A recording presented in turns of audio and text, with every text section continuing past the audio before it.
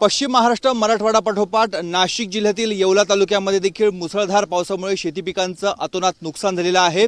मतदारसंघाचे आमदार आणि राज्याचे अन्न नागरी पुरवठा मंत्री छगन भुजबळ हे सकाळपासूनच येवला तालुक्यातील नुकसानग्रस्त भागाची पाहणी करतायत। शेतकऱ्यांचे अश्रू पुसत आहेत। भुजबळ साहेब, आपण अनेक शेतकऱ्यांना भेटलात, शेतकरी अक्षरशः ढसाढसा रडतायत। शेतकरी रडतायत, वयस्कर माणसं आहेत, तरुणीबाण जे आहेत लोक, तरुण ते सुद्धा रडतायत, आमच्या महिला रडतायत, आजीबाई रडतायत, सगळीकडे दुःखाची छाया आहे।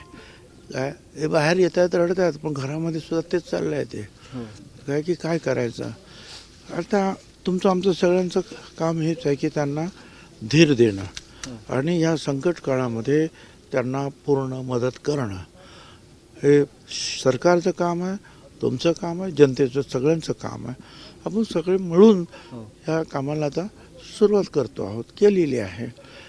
काय आपण कुठे अन्नधान्य वाहून गेलं तर अन्नधान्य आपण त्यांना वाटप सुरू केलेलं आहे।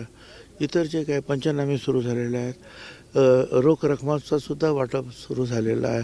आतापर्यंत 2,500-3 हजार कोटीवर तो हिशोब निश्चितपणे गेला असेल। आणि हे सगळं जे एकूण पंचनामे सगळे झाल्यानंतर जास्तीत जास्त मदत करण्याचं काम सरकारला करावं लागेल। काही निकष बदलावे अशी मागणी होत आहे। निकष बदललेच, त्यांनी सांगितलं ना।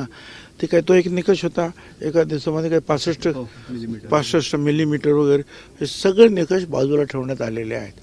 काय जे तुम्हाला दृष्टीला दिसेल किंवा ड्रोनद्वारे दिसेल, आतमध्ये जाता येत नाही, किंवा कोणी मोबाईलवर ते तिकडून काय करून आणलं असेल ते सुद्धा ग्राह्य धरायचं आहे, असं मुख्यमंत्र्यांनी सुद्धा जाहीर केलेलं आहे, मंत्रिमंडळाने जाहीर केलेलं आहे।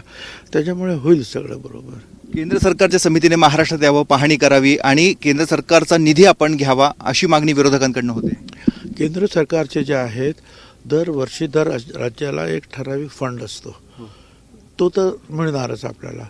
परत त्यांची जी काही लष्कराची जी काही मदत आहे, त्यांची लोकांना वाचवण्याची जी मदत आहे ती पण सुरू आहे। हेलिकॉप्टरने लोकांना वाचवायचं काम सुरू आहे, ते सगळं सुरू आहे। आणि त्यानंतर हे नक्की आहे की ज्या पद्धतीनं ही आसमानी सुलतानी कोसळलेली आहे ते पाहता निश्चितपणे भारत सरकारसुद्धा मदतीसाठी निश्चितपणे आपल्याला धावून येतील आपल्या मदतीसाठी। आणि मुख्यमंत्र्यांनी सांगितलं ते तर येतीलच, पण महाराष्ट्र कुठेही कमी पडणार नाही याची आम्ही काळजी घेऊ। आपल्या खात्याच्या माध्यमातून जे पूरग्रस्त नुकसानग्रस्त नागरिक आहेत त्यांना आतापर्यंत किती मदत देण्यात आली? आता काल दुपारपर्यंत मी तिथपर्यंत मुंबईतच होतो, सगळ्यांना कळवत होतो की हे करा म्हणून। प्रत्येक कुटुंबाला 10 किलो गहू, 10 किलो तांदूळ मोफत आपण वाटायला सुरुवात केलेली आहे।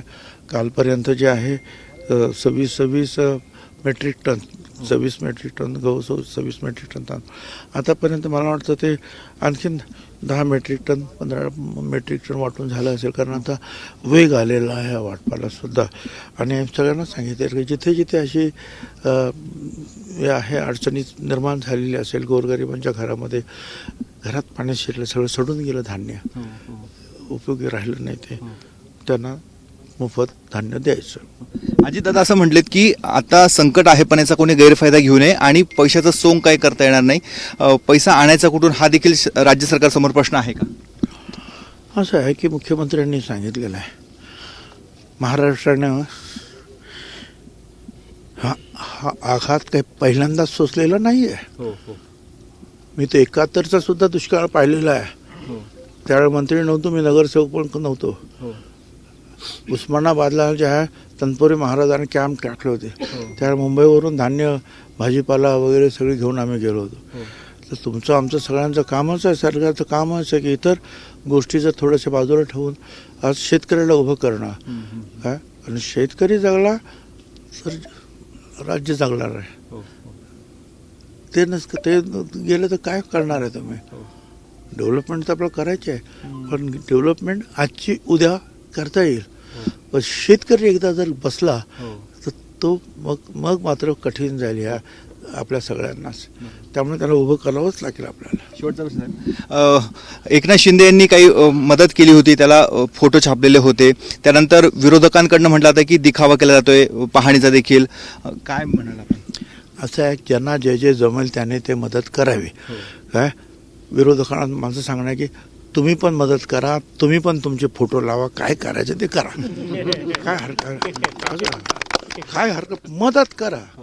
काय कोणा काय करायचं ते काय मदत करा लोकांना. हे आहेत छगन भुजबळ. सध्या येवला जिल्ह्याचा, येवला तालुक्याचा ते दौरा करत आहेत. आपण बघतो आजूबाजूचं मक्याचं शेत आहे, हे पूर्ण शेत आता जमीनदोस्त झालेलं आहे. पूर्ण शेत हे झोपलेलं आहे. मक्याची जी कणसं आता यायला सुरुवात झालेली होती ती देखील आता खराब झालेली आहे आणि पिकं पूर्णपणे झोपली गेलेली आहे. त्यामुळे या संबंधावर, या पावसाच्या नुकसानीवर कोणीही राजकारण करू नये. उलट ज्याला मदत करता येईल अशा सर्वांनी मदत करावी, अशा स्वरूपाचं आवाहन छगन भुजबळ यांनी केलेले. आता त्यांचा आजच्या दौऱ्यानंतर शेतकऱ्यांना खऱ्या अर्थानं कधी मदत मिळणार आणि शेतकऱ्यांचे अश्रू कधी पुसले जाणार हे बघणं अत्यंत महत्त्वाचं आहे. कॅमेरामन किरण कटारेसह मुकुल कुलकर्णी, एबीपी माझा, येवला. एबीपी माझा, उघडा डोळे बघा नीट.